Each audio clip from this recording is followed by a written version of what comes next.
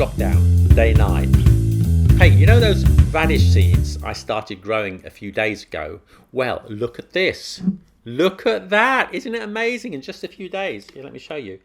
And look, they're all pink and very colourful and green, bits of green, and I'm sure very delicious. So, success. I'm not going to starve. I have very little face-to-face contact with strangers at the moment, and when I do, in the rare occasions that I do, I've realised that I've started behaving rather strangely. So, for example, I went to the bakery, and normally when I go to the bakery, I say, can I have a baguette, please? Yeah, here you are. Merci, au revoir, and then I leave. But now, I go into the bakery and I said, oh, your bread looks nice. What's that? Oh, it's a croissant. Oh, it's a nice croissant, isn't it? Shall I have a croissant? Or do you think I should have a pain au chocolat? How much is it? €1? That's a bargain. And the shop assistant is going, okay, just buy. And okay, here's the money. And oh, did I tell you the story about the one-eyed banjo player? He goes, oh, get out. Anyway, this confinement is doing something to my head. I don't know what it is. You know this expression in English, stir crazy, and stir is an old word for a prison, and stir crazy is when you start behaving strangely because you've been confined for a long time. Well, I think I'm going stir crazy. Are you having a similar experience? Right, on to your questions. And the first one comes from Fat Cat, who asks, what does if need be mean? Is it correct? If need be. Yes, it is correct. And it's just a more formal way of saying if necessary. So, for example, if you're sick, I'll come over and look after you if need be. Why be? Well, this is subjunctive, which I won't go into today, but if you just remember the phrase if need be, it just means if necessary. Ainur A asks the difference between while and during. Okay, remember they use during before a noun. Very important to remember that. During is used before a noun. So, for example, during the lesson, during the day I drank lots of coffee. During the lesson, we studied some grammar. So, always before a noun. Now, while has two different meanings. Firstly, you can use while to mean two things happening at the same time. So, for example, while I was reading, you were singing.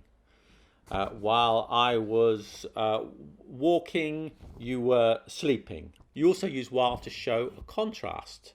So you say one thing, then while, and then you show the contrast. I'm British while you're Italian. Okay. You could also use whereas, which in this context has exactly the same meaning. It's a bit more formal, but you can also use whereas. I live in the city, whereas you live in the countryside. Okay, you got it? Next question. What's the difference between, this is Dan Alov. What's the difference between forevermore and forever? No difference. Forevermore is more literary, maybe more emphatic. So, for example, I'll love you forever. I'll love you forevermore. Exactly the same, okay? Forever, of course, is a more common word, but if you want to use forevermore, that's fine. Next question. This is a good one. This is often comes up in my class, and a common mistake, and that's the difference between, this is from Arun Joy. Yes, I'm answering your question. Arun Joy. What's the difference between relation and relationship? Relation and relationship, yes. Well, relations you use to talk about big groups. So Anglo-French relations, so relations between countries, between large organizations, okay?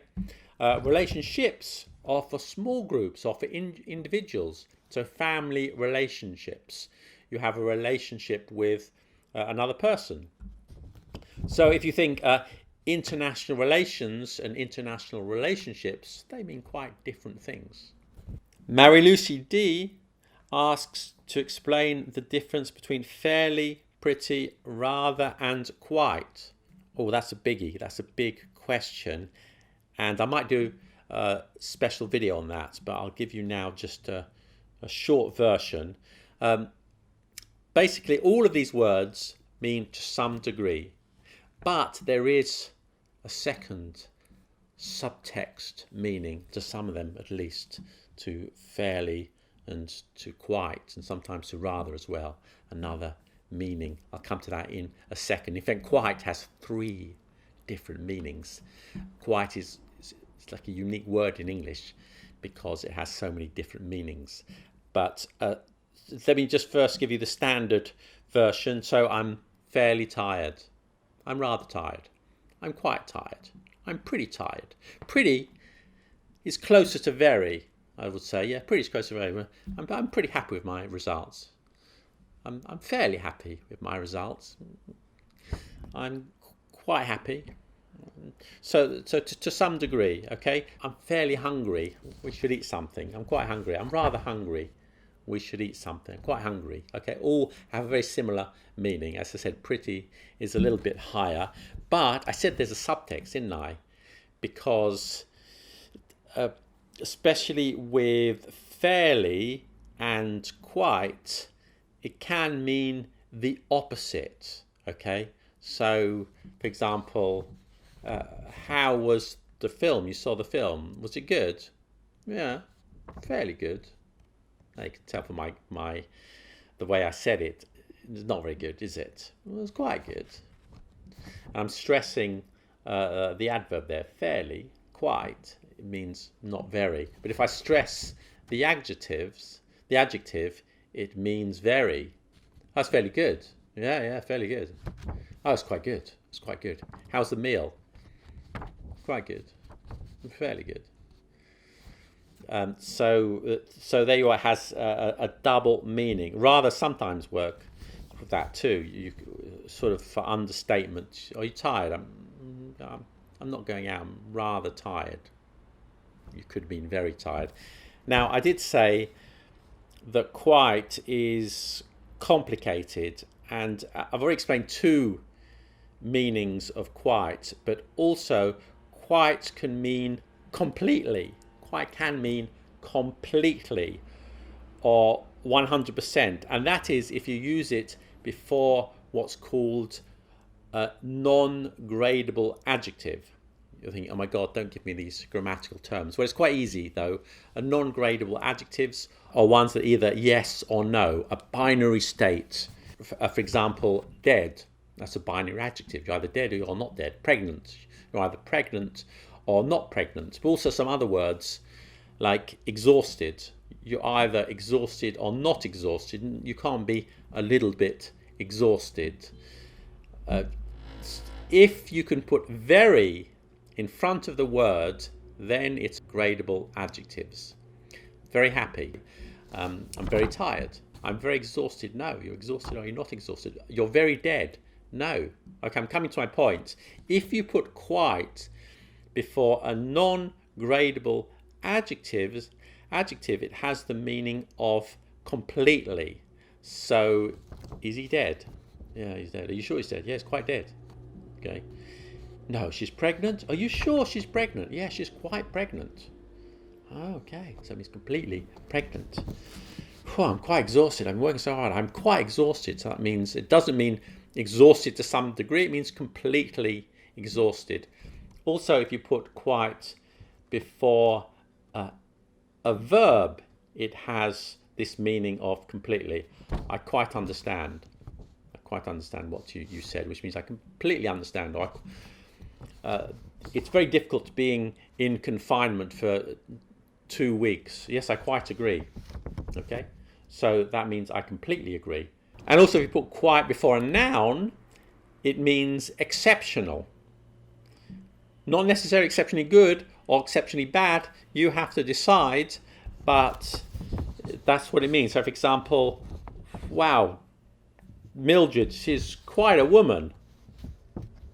Could mean very good woman, very bad. You don't like her, you don't like her. It just means exception in some sense. So, yeah, that's the short version of a very long answer. And, well, let's stop for today. Thank you once again for watching, and carry on sending in your questions, and stay healthy. See you soon.